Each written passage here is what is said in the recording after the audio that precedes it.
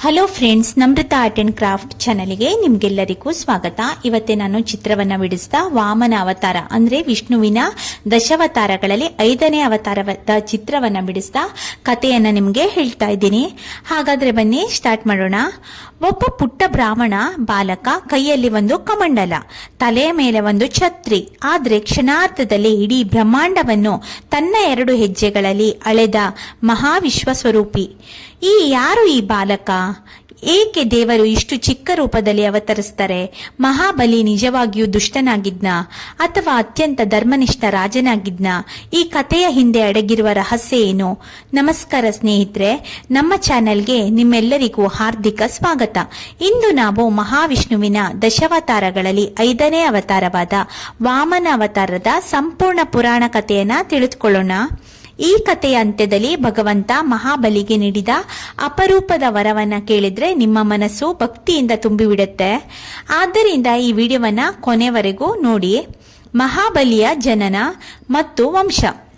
ಹಿರಣ್ಯಕಶಿಪುವಿನ ಪುತ್ರನಾದ ಪ್ರಹ್ಲಾದನು ಶ್ರೀಹರಿಯ ಪರಮ ಭಕ್ತನಾಗಿದ್ದನು. ಪ್ರಹ್ಲಾದನ ಮಗ ವಿರೋಚನ, ವಿರೋಚನನ ಮಗನೇ ಈ ಮಹಾಬಲಿ.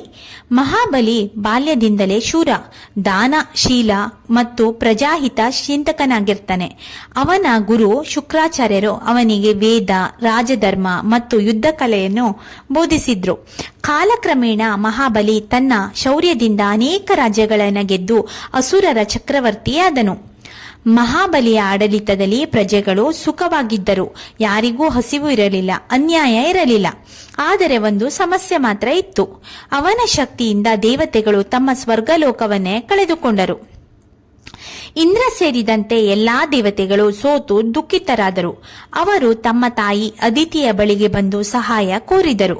ಅದಿತಿ ತನ್ನ ಪತಿ ಕಶ್ಯಪ ಋಷಿಗಳ ಸಲಹೆಯಂತೆ ಶ್ರೀಹರಿಯನ್ನು ಉದ್ದೇಶಿಸಿ ಕಠಿಣ ಪಯೋವ್ರತವನ್ನ ಆಚರಿಸ್ತಾಳೆ. 12 ದಿನಗಳ ಕಾಲ ಕೇವಲ ಹಾಲನ್ನ ಸೇವಿಸಿ ಅವಳು ವಿಷ್ಣುವನ್ನು ಧ್ಯಾನಿಸ್ತಾಳೆ.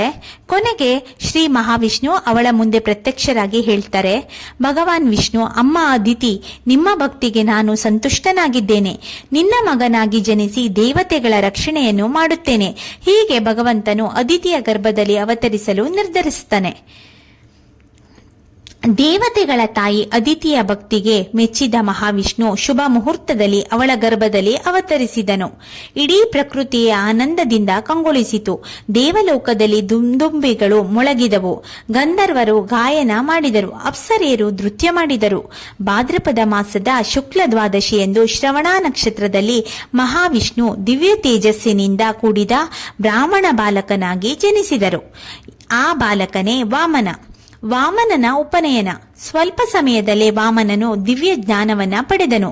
ಎಲ್ಲಾ ದೇವತೆಗಳು ಅವನ ಉಪನಯನ ಸಂಸ್ಕಾರವನ್ನ ನೆರವೇರಿಸಿದರು.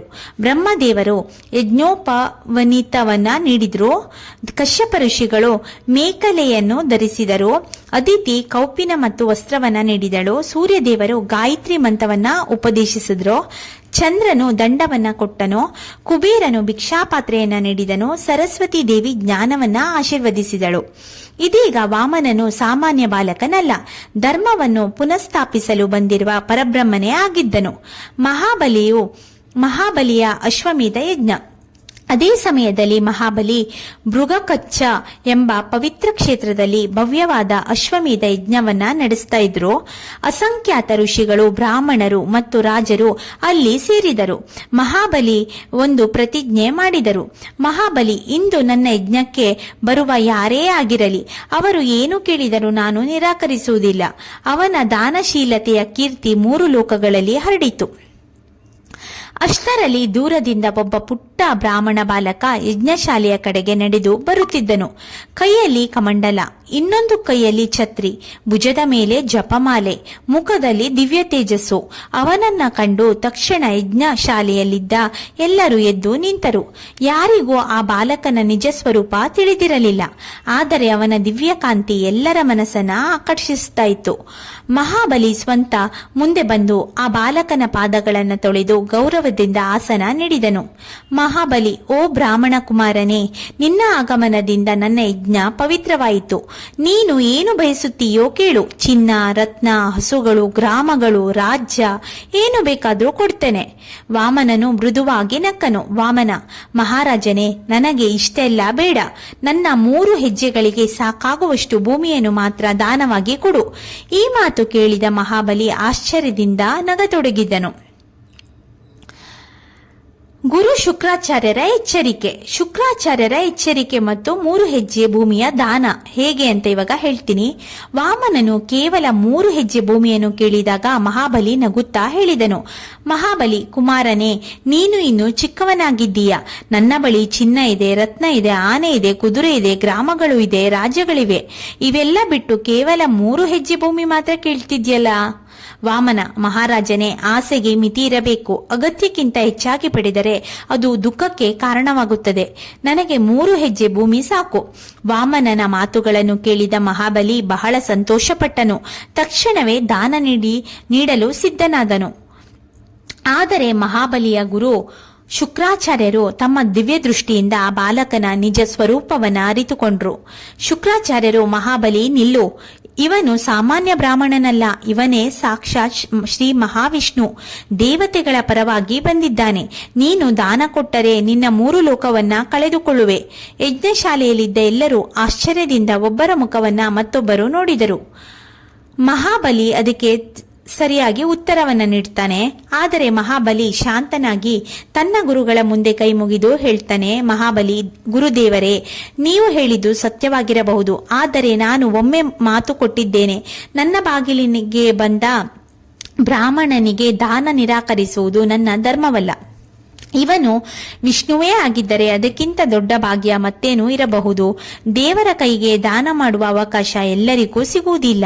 ಮಹಾಬಲಿಯ ಈ ಮಾತುಗಳನ್ನು ಕೇಳಿ ದೇವತೆಗಳು ಸಹ ಆಶ್ಚರ್ಯಪಟ್ಟರು. ಆದರೆ ಶುಕ್ರಾಚಾರ್ಯರು ಸುಮ್ಮನಿರಲಿಲ್ಲ. ಅವರು ಒಂದು ಕೊನೆಯ ಪ್ರಯತ್ನವನ್ನ ಕೂಡ ಮಾಡ್ತಾರೆ. ಕೊನೆಯದಾಗಿ ಶುಕ್ರಾಚಾರ್ಯರು ದಾನ ನಡೆಯದಂತೆ ತಡೆಯಲು ಒಂದು ಉಪಾಯ ಮಾಡಿದರು. ದಾನ ಮಾಡುವ ಮೊದಲು ಕಮಂಡಲದ ನೀರನ್ನ ಕೈಗೆ ಸುರಿದು ಸಂಕಲ್ಪ ಮಾಡಬೇಕಾಗಿತ್ತು. ಶುಕ್ರಾಚಾರ್ಯರು ಸೂಕ್ಷ್ಮ ರೂಪ ತಾಳಿ ಕಮಂಡಲದ ಕೊಳವೆಯೊಳಗೆ ಹೋಗಿ ನೀರು ಹೊರಬರದಂತೆ ತಡೆದರು. ವಾಮನನು ಎಲ್ಲವನ್ನ ತಿಳಿದುಕೊಂಡನು. ಒಂದು ದರ್ಬೆ ಹುಲ್ಲನ್ನು ತೆಗೆದು ಕಮಂಡಲದ ಕೊಳವೆಯೊಳಗೆ ಹಾಕಿದನು. ಆಗ ಶುಕ್ರಾಚಾರ್ಯರ ಕಣ್ಣಿಗೆ ತಾಗಿ ಅವರು ಒಂದು ಕಣ್ಣು ದೃಷ್ಟಿ ಕಳೆದುಕೊಂಡಿತು. ಅವರು ಹೊರಗೆ ಬಂದರು. ನೀರು ಹರಿಯತೊಡಗಿತು. ಮಹಾಬಲಿ ಕಮಂಡಲದ ನೀರನ್ನು ವಾಮನನ ಕೈಗೆ ಸುರಿದು, ಓ ಬ್ರಾಹ್ಮಣ ಕುಮಾರನೇ, ನಾನು ಹೇಳಿದಂತೆ 3 ಹೆಜ್ಜೆ ಭೂಮಿಯನ್ನು ನಿನಗೆ ದಾನ ಮಾಡಿದೆ. ಆ ಕ್ಷಣದಲ್ಲಿ ಇಡೀ ಬ್ರಹ್ಮಾಂಡವೇ ನಡುಗತೊಡಗಿತು. ಪುಟ್ಟ ಬ್ರಾಹ್ಮಣ ಬಾಲಕನ ದೇಹ ಬೆಳೆಯತೊಡಗಿತು. ಅವನ ತಲೆ ಆಕಾಶವನ್ನು ಮುಟ್ಟಿತು. ಕಣ್ಣುಗಳು ಸೂರ್ಯಚಂದ್ರರಂತೆ ಪ್ರಕಾಶಿಸಿದವು. ಅವನ ರೂಪವೇ ವಿಶ್ವರೂಪವಾಯಿತು. ವಾಮನನು ಈಗ ವಾಮನನಾಗಿರಲಿಲ್ಲ, ಆತನೇ ತ್ರಿವಿಕ್ರಮನಾಗಿದ್ದನು. ಹಾಗಾದ್ರೆ ತ್ರಿವಿಕ್ರಮನ ವಿಶ್ವರೂಪ ಹೇಗಿತ್ತು ಅಂತ ಇವಾಗ ಹೇಳ್ತೀನಿ. ದಾನದ ಸಂಕಲ್ಪ ಪೂರ್ಣವಾಗುತ್ತಿದ್ದಂತೆಯೇ ಆ ಪುಟ್ಟ ಬ್ರಾಹ್ಮಣ ಬಾಲಕನ ರೂಪ ಬದಲಾಗತೊಡಗಿತು. ಕ್ಷಣ ಕ್ಷಣಕ್ಕೂ ಅವನ ದೇಹ ಆಕಾಶಕ್ಕೆ ಬೆಳೆಯುತ್ತಿತ್ತು. ಅವನ ತೇಜಸ್ಸನ್ನು ನೋಡಲು ಯಾರ ಕಣ್ಣಿಗೂ ಸಾಧ್ಯವಾಗಲಿಲ್ಲ. ಅವನ ಶಿರಸ್ಸು ಬ್ರಹ್ಮಲೋಕವನ್ನ ತಲುಪಿತು. ಸೂರ್ಯ ಮತ್ತು ಚಂದ್ರ ಅವನ ಕಣ್ಣುಗಳಂತೆ ಪ್ರಕಾಶಿಸುತ್ತಿದ್ದವು. ದಿಕ್ಕುಗಳೆಲ್ಲ ಅವನ ಕಿವಿಗಳಾಗಿದ್ದವು. ಸಮುದ್ರಗಳು ಮತ್ತು ಅವನ ಪಾದಗಳ ಬಳಿ ಅಲೆಯಾಗಿ ಗರ್ಜಿಸಿದವು. ಪರ್ವತಗಳು ಅವನ ದೇಹದ ಅಲಂಕಾರಗಳಾದವು. ಇದೇ ಮಹಾವಿಷ್ಣುವಿನ ತ್ರಿವಿಕ್ರಮ ವಿಶ್ವರೂಪ. ಹಾಗಾದ್ರೆ ಅವರು ಎಲ್ಲೆಲ್ಲಿ ಯಾವ್ಯಾವ ಹೆಜ್ಜೆ ಇಟ್ರು ಅಂತ ಇವಾಗ ಹೇಳ್ತೀನಿ. ಮೊದಲ ಹೆಜ್ಜೆ, ತ್ರಿವಿಕ್ರಮನಾದ ಶ್ರೀಹರಿಯು ತನ್ನ ಮೊದಲ ಹೆಜ್ಜೆಯನ್ನ ಇಟ್ಟನು. ಆ ಒಂದೇ ಹೆಜ್ಜೆಯಲ್ಲಿ ಭೂಮಂಡಲ, ಎಲ್ಲಾ ದ್ವೀಪಗಳು, ಸಮುದ್ರಗಳು, ಪರ್ವತಗಳು ಮತ್ತು ಸಂಪೂರ್ಣ ಭೂಲೋಕವೇ ಆತನ ಪಾದದಡಿ ಸೇರಿತು. ದೇವತೆಗಳು ಜಯ ಶ್ರೀ ಹರಿ ಎಂದು ಘೋಷಿಸಿದರು. ಋಷಿಗಳು ವೇದ ಮಂತ್ರಗಳನ್ನ ಪಠಿಸಿದರು. ಗಂಧರ್ವರು ಪುಷ್ಪವೃಷ್ಟಿ ಸುರಿಸಿದರು. ನಂತರ ಶ್ರೀಹರಿ 2ನೇ ಹೆಜ್ಜೆಯನ್ನ ಇಟ್ಟನು. ಆ ಹೆಜ್ಜೆಯಲ್ಲಿ ಸ್ವರ್ಗಲೋಕ, ಇಂದ್ರನ ಅಮರಾವತಿ, ನಕ್ಷತ್ರಗಳು, ಗ್ರಹಗಳು ಮತ್ತು ಬ್ರಹ್ಮಲೋಕದವರೆಗೂ ಎಲ್ಲವೂ ಆತನ ಪಾದದಡಿ ಸೇರಿತು. ಬ್ರಹ್ಮದೇವರು ಸ್ವಂತ ಶ್ರೀಹರಿಯ ಪಾದಗಳನ್ನು ಕಮಂಡಲದ ನೀರಿನಿಂದ ಅಭಿಷೇಕ ಮಾಡಿದರು. ಆ ದಿವ್ಯ ಜಲವೇ ನಂತರ ಪವಿತ್ರ ಗಂಗೆಯಾಗಿ ಭೂಲೋಕಕ್ಕೆ ಹರಿದು ಬಂದಿದೆ ಎಂದು ಪುರಾಣಗಳು ಹೇಳುತ್ತದೆ. ಮೂರನೇ ಹೆಜ್ಜೆ ಸ್ಥಳ ಎಲ್ಲಿದೆ ಅಂತ ಇವಾಗ ಹೇಳ್ತೀನಿ.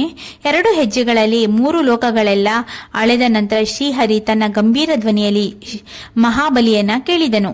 ತ್ರಿವಿಕ್ರಮ, ಮಹಾಬಲಿ, ನೀನು 3 ಹೆಜ್ಜೆ ಭೂಮಿಯನ್ನು ದಾನ ಮಾಡುತ್ತೇನೆ ಎಂದು ಮಾತು ಕೊಟ್ಟೆ. ಆದರೆ 2 ಎಲ್ಲವೂ ಮುಗಿದು ಹೋಯಿತು. ಈಗ 3ನೇ ಹೆಜ್ಜೆಯನ್ನು ಎಲ್ಲಿ ಇಡಲಿ?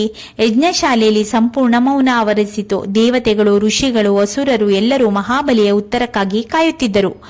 ಮಹಾಬಲಿಯು ಮಹಾನ್ ಉತ್ತರ. ಮಹಾಬಲಿ ನಿಧಾನವಾಗಿ ತಲೆ ತಗ್ಗಿಸಿ ಕೈ ಮುಗಿದು ಶ್ರೀಹರಿಯ ಮುಂದೆ ನಿಂತನು. ಮಹಾಬಲಿ, ಪ್ರಭು, ನನ್ನ ಬಳಿ ಈಗ ಏನೂ ಉಳಿದಿಲ್ಲ. ನಾನು ಕೊಟ್ಟ ಮಾತನ್ನು ಮುರಿಯುವುದಿಲ್ಲ. ನನ್ನ ತಲೆಯ ಮೇಲೆಯೇ ನಿಮ್ಮ 3ನೇ ಹೆಜ್ಜೆಯನ್ನು ಇಡಿ. ನನ್ನ ದೇಹವೇ ಈಗ ನಿಮ್ಮ ದಾನ.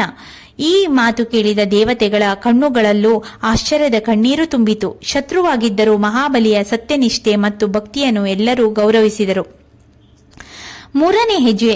ಭಗವಾನ್ ವಿಷ್ಣು ಮಂದಹಾಸ ಮಾಡಿ ತಮ್ಮ ದಿವ್ಯ ಪಾದವನ್ನ ಮಹಾಬಲಿಯ ತಲೆ ಮೇಲೆ ಇರಿಸಿದರು.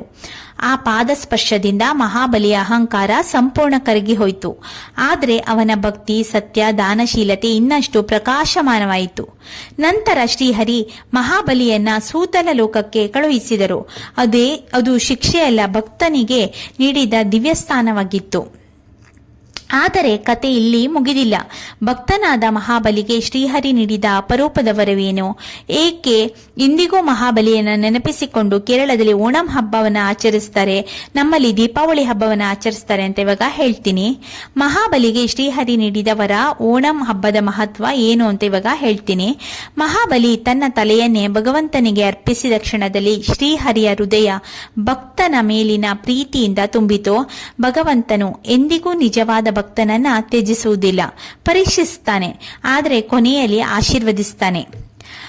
ಮಹಾಬಲಿಗೆ ಶ್ರೀಹರಿ ಏನ್ ವರ ಕೊಟ್ರು ಅಂತ ಇವಾಗ ಹೇಳ್ತೀನಿ. ಶ್ರೀ ಮಹಾವಿಷ್ಣು ತಮ್ಮ ಮೂಲ ವಾಮನ ರೂಪವನ್ನ ಧರಿಸಿ ಮಹಾಬಲಿಯ ಮುಂದೆ ನಿಂತರು. ಶ್ರೀಹರಿ, ಮಹಾಬಲಿ, ನೀನು ದಾನಶೀಲತೆಯಲ್ಲಿ, ಸತ್ಯದಲ್ಲಿ ಮತ್ತು ಭಕ್ತಿಯಲ್ಲಿ ಲೋಕಕ್ಕೆ ಆದರ್ಶನಾಗಿದ್ದೀಯ. ನಾನು ನಿನ್ನ ರಾಜ್ಯವನ್ನ ತೆಗೆದುಕೊಂಡಿದ್ದು ಶಿಕ್ಷೆಗಾಗಿ ಅಲ್ಲ, ನಿನ್ನ ಅಹಂಕಾರವನ್ನ ದೂರ ಮಾಡಲು ಮಾತ್ರ. ಇಂದಿನಿಂದ ಸೂತಲ ಲೋಕದ ರಾಜನಾಗಿ ನೀನೇ ಆಳಬೇಕು. ಆ ಲೋಕವು ಸ್ವರ್ಗಕ್ಕಿಂತಲೂ ವೈಭವಶಾಲಿಯಾಗಿರುತ್ತದೆ. ಇಷ್ಟೇ ಅಲ್ಲ, ನಾನು ಸ್ವಂತ ಸದಾ ನಿನ್ನ ದ್ವಾರಪಾಲಕನಾಗಿ ನಿನ್ನೊಂದಿಗೆ ಇರುತ್ತೇನೆ. ಈ ಮಾತನ್ನು ಕೇಳಿದ ಮಹಾಬಲಿಯ ಕಣ್ಣುಗಳಲ್ಲಿ ಆನಂದದ ಕಣ್ಣೀರು ಹರಿಯಿತು. ದೇವರು ತನ್ನೊಂದಿಗೆ ಸದಾ ಇರುತ್ತಾನೆ ಎಂಬುದು ದೊಡ್ಡ ವರ ಇನ್ನೇನು ಇರಬಹುದು ಅಲ್ಲವೇ? ಹಾಗಾದ್ರೆ ಈಗ ಕೇರಳದಲ್ಲಿ ಓಣಂ ಹಬ್ಬನ ಯಾಕೆ ಇಷ್ಟೊಂದು ವಿಜೃಂಭಣೆಯಿಂದ ಆಚರಿಸ್ತಾರೆ ಅಂತ ಇವಾಗ ಹೇಳ್ತೀನಿ. ಪುರಾಣಗಳ ಪ್ರಕಾರ ಮಹಾಬಲಿ ವರ್ಷಕ್ಕೊಮ್ಮೆ ತನ್ನ ಪ್ರಜೆಗಳನ್ನ ನೋಡಲು ಭೂಲೋಕಕ್ಕೆ ಬರಲು ಶ್ರೀಹರಿಯಿಂದ ಅನುಮತಿ ಪಡೆದನು. ಆ ದಿನವೇ ಕೇರಳದ ಪ್ರಸಿದ್ಧ ಓಣಂ ಹಬ್ಬ. ಆ ದಿನ ಜನರು ಮನೆಗಳನ್ನು ಹೂಗಳಿಂದ ಅಲಂಕರಿಸುತ್ತಾರೆ, ರಂಗೋಲಿ ಹಾಕ್ತಾರೆ, ಹೊಸ ಬಟ್ಟೆ ಧರಿಸ್ತಾರೆ, ಭವ್ಯ ಊಟವನ್ನ ತಯಾರಿಸ್ತಾರೆ ಮತ್ತು ತಮ್ಮ ಪ್ರೀತಿಯ ರಾಜ ಮಹಾಬಲಿಯನ್ನ ಸ್ವಾಗತಿಸುತ್ತಾರೆ. ಓಣಂ ಕೇವಲ ಒಂದು ಹಬ್ಬವಲ್ಲ, ಧರ್ಮ, ದಾನ ಮತ್ತು ಸತ್ಯಕ್ಕೆ ಸಲ್ಲಿಸುವ ಗೌರವವಾಗಿದೆ. ಹಾಗಾದ್ರೆ ನಮ್ಗೆ ವಾಮನ ಅವತಾರ ಏನೇನ್ ಸಂದೇಶವನ್ನ ನೀಡುತ್ತೆ ಅಂತ ಇವಾಗ ಹೇಳ್ತೀನಿ. ಈ ವಾಮನ ಅವತಾರ ನಮಗೆ ಅನೇಕ ಜೀವನ ಪಾಠಗಳನ್ನ ಕಲಿಸುತ್ತೆ. ಅಹಂಕಾರ ಎಷ್ಟೇ ದೊಡ್ಡದಿದ್ರೂ ವಿನಯದ ಮುಂದೆ ಸೋಲುತ್ತೆ. ಕೊಟ್ಟ ಮಾತನ್ನ ಯಾವುದೇ ಕಾರಣಕ್ಕೂ ನಾವು ಮುರಿಬಾರ್ದು. ದೇವರು ಭಕ್ತನನ್ನ ಪರೀಕ್ಷಿಸಬಹುದು, ಆದ್ರೆ ಎಂದಿಗೂ ಆ ಭಕ್ತನನ್ನ ಪರೀಕ್ಷೆ ಮಾಡಿದಷ್ಟು ಆದ್ರೆ ಆತನ ಕೈ ಯಾವತ್ತೂ ಬಿಡೋದಿಲ್ಲ. ದಾನ ಎಂದರೆ ಕೇವಲ ಹಣ ಕೊಡುವುದಲ್ಲ, ಸತ್ಯ, ಪ್ರೀತಿ ಮತ್ತು ಸೇವೆಯು ಶ್ರೇಷ್ಠ ದಾನಗಳೇ. ವಿನಯವೇ ನಿಜವಾದ ಮಹತ್ವ. ದೇವರು ಕೂಡ ಚಿಕ್ಕ ವಾಮನ ರೂಪದಲ್ಲೇ ಅವತರಿಸಿದರು. ಸ್ನೇಹಿತರೆ, ಇದು ಮಹಾವಿಷ್ಣುವಿನ 5ನೇ ಅವತಾರದ ವಾಮನ ಅವತಾರದ ಸಂಪೂರ್ಣ ಪುರಾಣ ಕಥೆಯಾಗಿತ್ತು. ಈ ಕತೆ ನಮಗೆ ಭಕ್ತಿ, ವಿನಯ, ಧರ್ಮ ಮತ್ತು ಸತ್ಯದ ಮಹತ್ವವನ್ನ ತಿಳಿಸುತ್ತೆ. ಈ ವಿಡಿಯೋ ನಿಮ್ಗೇನಾದ್ರೂ ಇಷ್ಟ ಆದ್ರೆ ಪ್ಲೀಸ್ ಲೈಕ್ ಮಾಡಿ, ನಿಮ್ಮ ಕುಟುಂಬ ಮತ್ತು ಸ್ನೇಹಿತರೊಂದಿಗೆ ಶೇರ್ ಮಾಡಿ ಮತ್ತು ನಮ್ಮ ಚಾನೆಲ್ ಅನ್ನ ಸಬ್ಸ್ಕ್ರೈಬ್ ಮಾಡಿ, ಬೆಲ್ ಐಕಾನ್ ಒತ್ತೋದನ್ನ ಮರಿಬೇಡಿ. ಮುಂದಿನ ವಿಡಿಯೋದಲ್ಲಿ ಮಹಾವಿಷ್ಣುವಿನ 6ನೇ ಅವತಾರವಾದ ಪರಶುರಾಮ ಅವತಾರದ ರೋಚಕ ಕಥೆಯೊಂದಿಗೆ ಮತ್ತೆ ಭೇಟಿಯಾಗೋಣ. ಓಂ ನಮೋ ಭಗವತೆ ವಾಸುದೇವಾಯ ನಮಃ. ಜಯ ಮಹಾವಿಷ್ಣು. ಓಂ ಶ್ರೀ ಭಗವತೆ ವಾಸುದೇವಾಯ ನಮಃ.